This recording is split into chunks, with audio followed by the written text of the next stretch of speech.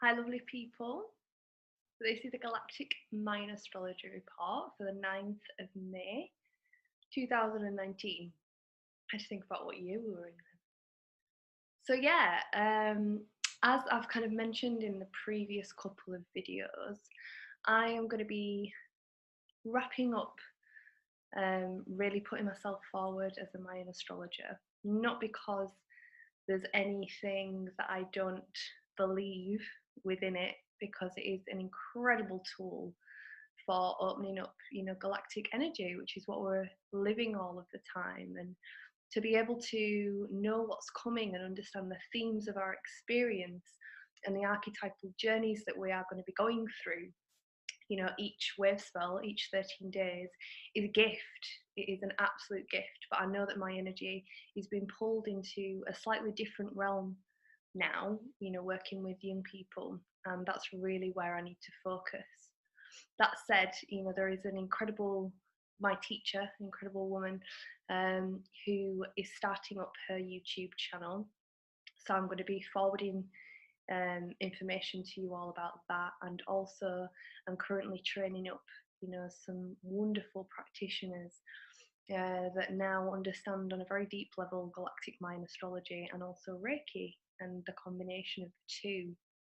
So I'll share more about that as the time comes. And just to say as well, before I begin this Wavespell report, as I've mentioned, there is a wonderful package that I've created that is basically wrapping up the 13-year process that we've been, working through, that ends at the end of July this year. And that package includes ceremonies and meditations and journaling points, and a way to really grid in what the themes have been for you personally and how to really integrate all of the learning from that in order to step into this brand new 13-year cycle that we are transitioning into. So yeah, so that's all that stuff. And just to say as well, the way that I work with this energy is that I channel it. I have a foundational understanding of the astrology that continues to grow as my, channel downloads more things. But when I'm giving these reports, I'm literally just plugging in and seeing what comes through, and we can all do that. And sometimes it's easier to do that for other people than it is just to do for ourselves. And I often find that, when I'm doing these reports, I'm really speaking, to myself and leaving myself a little cookie trail for me to discover. So I really encourage anybody that feels like they want to do something like this, just do it. Get some cards, start playing with your intuition, and, allow yourself to really drop into that space where you're open to allowing the energy to move through you, allowing understanding to move through you without worrying if it's right or wrong, just let it come through and see what happens. So yeah, to move on to the 13-day process that we are beginning on the 9th of May, it is the energy of Yellow Warrior. So Yellow Warrior energy is about the spiritual warrior. Yellow Warrior is all about how do we translate our adverse experiences into medicine? How do we stitch together our experiences to make our coat? How do we allow the experiences that have strengthened our ego to actually support us? Because something that I've really found recently, over the past few years, I spent a long time when I first moved into the realms of, personal development and stuff, trying to dissolve my ego, trying to strip away my ego. And I started pretty young. And I think in some ways that kind of hampered me, because what it meant, the ego is an incredible capacity. It's the thing that makes us the human being, that keeps us in our center. It's our strength. It's our presentation to the world. And we need that because we live in this dimension. We have this body that we're inhabiting. We are in this experience of separation. And to have an ego is essential. And an ego is there to prepare us, to protect us, to support us, to give us a platform in which to interact and face the world. So the Yellow Warrior energy is about how we can really allow the experiences that we've had that have potentially strengthened our ego in a way that we feel is limiting, how can we allow that to be transformed into something that really supports us? How can we find that point of balance between being a victim and being an aggressor? You know, how can we find that point of balance between being passive and being aggressive? You know, what is it that brings us into that center point where our experience is not denied and we're not in a space of, you know, essentially pretending that all is forgiven and all is okay, and, you know, I'm into forgiveness, you know, I can really do that space. Or equally going into, oh, I need revenge, or they need to be punished, or, you know, these two sides, you know, of what can be created when we have these adverse experiences. How can we come into a space of peace within it all? How can we come into a space of acceptance within it all, where we're not denying, but also we're not obsessing? And, you know, the amazing thing when we do personal development, when we really allow ourselves to look at what our experiences have taught us, we get the medicine from it and we can see the purpose within it. You know, if we've had a horrendous experience when we're young, often what that means is it can transform us into medicine for other people. But it's really important for us to flip the script, as opposed to being, you know, a victim of the situation and continuing to blame or avoid responsibility, or however it manifests within us. So the Yellow Warrior journey is really about being able to gather the strength from our experience. It's about reclamation of power. It's about going into situations that used to scare us and being different. It's about having boundaries. It's about having a voice. It's about changing the space, the character that we used to play. And often, because it is about a warrior, you know, there has been hurt. Every single human being on the planet, my fringe is doing my head in, it keeps going into my eyes. Every single human being on the planet has been hurt. Every single human being on the planet has had this challenging experience, because that is what being a human being on planet Earth is about at the moment. It's one side of the polarity.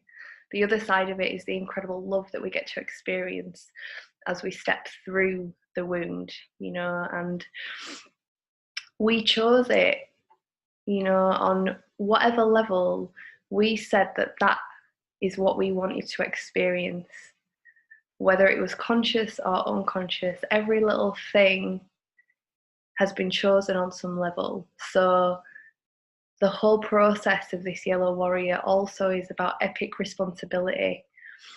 You know, when we reclaim our power from situations that hurt us, that were abusive, that were whatever, when we bring our power back, we bring it back with strength.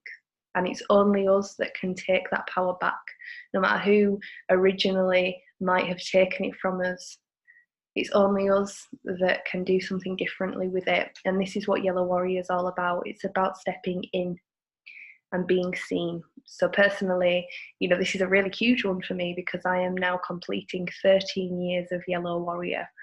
And in this 13th year, I am really facing all of that energy. You know, I'm like revisiting situations and relationships, you know, that have kind of not been touched for many, many years, because I hid.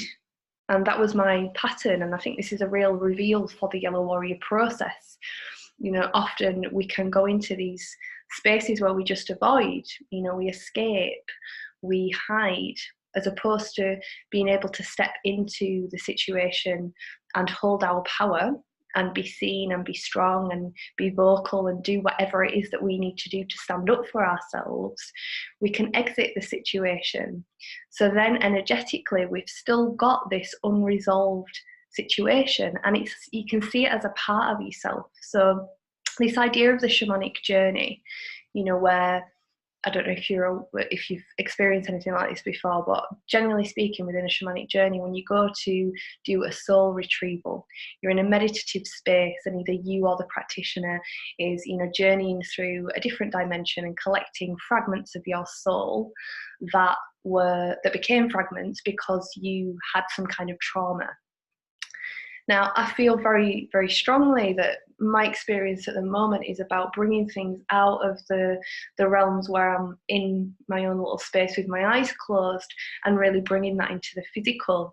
So if we see this idea of the shamanic journey as a physical experience, where we're awake in this realm, if we have had situations of unresolved trauma that we've never revisited, part of us is still frozen in time there. And it's the same for relationships too. If there were things that have been unresolved in the past, there's a part of us that's still vibing there. And we might not need to revisit the situation in physicality, but we do need to revisit and reconnect with that part of us, and really honour that part of us. The thing that I've really found recently that's been really surprising to me and quite difficult to deal with, it's like the layer of the onion that I'm working with at the moment. The version of me that's here and now, that, coming into new relationships is very much able to communicate, is very much able to say yes and say no, put me in a situation with people from the past, and I'm in a very different space within myself. It's like that previous version of myself has been responding to what is going on in the environment, even though it's me here and now on one level, in another way it's not. So the Yellow Warrior process is about really allowing the present version of us, the upgraded version of us, the version of us that has been through all of the stuff that we've been through in the past however many years, to be able to be present in every interaction. And that's not to say that we won't get triggered. And when we do get triggered, when something pulls us out of our center and we feel squiffy or we feel overwhelmed with emotion, we normally do revert back into different ways of coping. Sometimes that's to dissociate, sometimes that's to go and have a cigarette, sometimes it's to go and sit on the computer for hours. Whatever that is, it's okay for us to do that. But then once we come back into balance, it is really important to revisit and gather and repair, to explore when we're not in a space of trigger. It's like when you have an argument with somebody. If you are having this with somebody and you're able to step out of the situation because you know that angry spitting at one another is not actually achieving anything, if you can step out of it and then have a look at what's going on for you, you can then step back into the situation from a space that's more collected and more able to communicate. So it's really important to have that moment of reflection, but then to step back into situations. And that's what this Yellow Warrior thing is about. It's about really building that capacity to be able to still be triggered, to go through our stuff, to recognize that we're a human being just like everybody else on the planet. Nobody's smashed it yet. Nobody's transcended it yet. We're all still in these human bodies. And to be able to go into those spaces that feel icky and uncomfortable, and not have to go into a space of the grandiose projection of being infinitely evolved, or go into the minor, passive, oh, I'm really wounded, I'm really scared, I can't talk. Those two polarities of the same energy. It's about being able to be present. And the other element of this energy is every time we hit, we just have to keep bouncing back. We have to keep bouncing back. And every time that we do bounce back, we get to see that we are a little bit further down the line. And that's the Yellow Warrior process. It's not that, okay, I've reached this point in my life and there's never going to be a challenge again. No, that's not the way it works. There will continue always to be challenges, but it's about how we meet the challenges. It's about, okay, each time taking that breath, dusting ourselves off, being the warrior and saying, come on world, let's be having you. Like, I'm well up for continuing to do this, whatever this is, because that feeling of fulfillment, I think that we all search for, part of it is to be found through seeing ourselves develop, seeing ourselves grow. I've often used the example of when we're learning to walk. When we're kids and we're learning to walk, we just get up and we go and we get up and we go and we keep falling over and we keep falling over and we keep falling over, but we're so determined that we do it. Now, most of us won't have conscious memory of how it felt to actually get to the point where we were walking. Many of us will have the conscious memory of when we first learned to ride a bike, and that feeling of success and believing in ourselves and being like, yes, I've done it after all this time. That is the same thing that we get when we allow ourselves to basically enter the lion's den of our experiences, to go into the places that scare us, to go into fear, I would say, is the essence of Yellow Warrior.